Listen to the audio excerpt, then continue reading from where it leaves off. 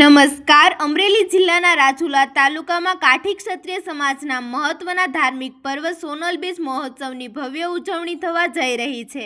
રાજુલાના કાઠી ક્ષત્રિય સમાજના આગેવાન અને ઉદ્યોગપતિ દરબાર શ્રી સાગરભાઈ ડાભિયાના આયોજન હેઠળ આ વર્ષે છઠ્ઠો સોનલ બીજ મહોત્સવ ઉજવાશે. આ મહોત્સવની સમગ્ર રૂપરેખા અંગે મહુવાના દેવપ્રયાગ રેસિડેન્સી ખાતે પ્રેસ કોન્ફરન્સ યોજવામાં આવી હતી. આગામી 17 ડિસેમ્બરના રોજ મહુવા શહેરમાં હાથી, ઘોડા અને રજવાડી બળદગાડાઓ સાથે ભવ્ય શોભાયાત્રા કાઢવામાં આવશે. જ્યારે 18 ડિસેમ્બરના રોજ દેવળિયા ગામે દેવપ્રયાગ ખાતે મહાયજ્ઞ, ધર્મસભા તેમજ રાત્રે ભવ્ય સંતવાણી કાર્યક્રમ યોજાશે.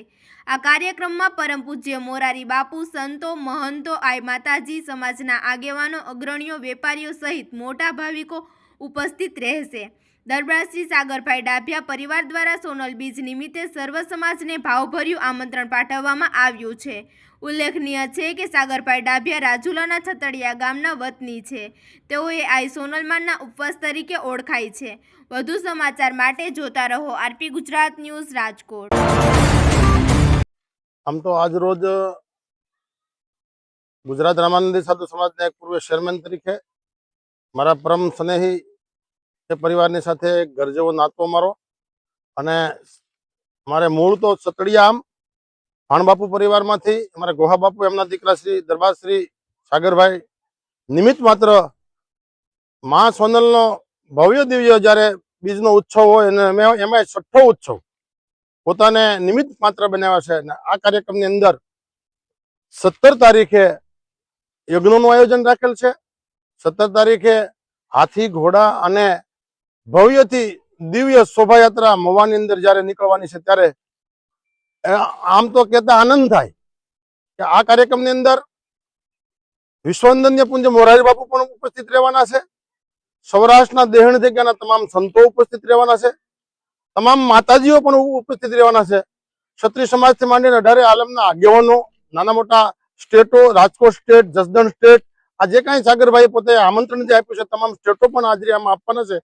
ત્યારે આનંદનો એ એક મજા છે કે આવો ભવ્ય દિવ્ય જ્યારે કાર્યક્રમ મધુમતી નગરી મહુવા અને એની બાજુમાં દેવપ્રયાગ સોસાયટીની અંદર ભવ્ય દિવ્ય જ્યારે સોનલમાનો ઉત્સવ જ્યારે થઈ રહ્યો છે ત્યારે હું એક સાધુ તરીકે ચોક્કસ એટલું કહીશ કે આ ડાભિયા પરિવાર, મારા ભાણબાપુ પરિવાર ને ખૂબ ભગવાન માતાજી ખૂબ શક્તિ ભક્તિ આપે ને આવા રૂડા કામ કરવા માટે એને ખૂબ આવા લાંબા હાથ ખૂબ એને આવા કાર્ય કરવા માટે આપે એવી મારી શુભકામના આપું છું.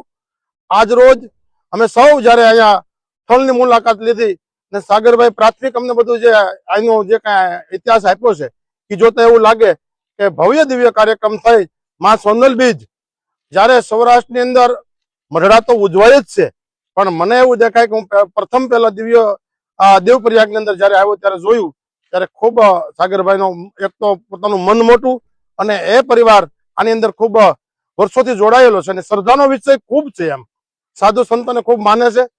અને આની અંદર વિશ્વવંદનીય પૂજ્ય મોરારી બાપુ જ્યારે પધાર્યા છે ત્યારે એમની હાથે એક વૃક્ષોપણ પણ થવાનું છે.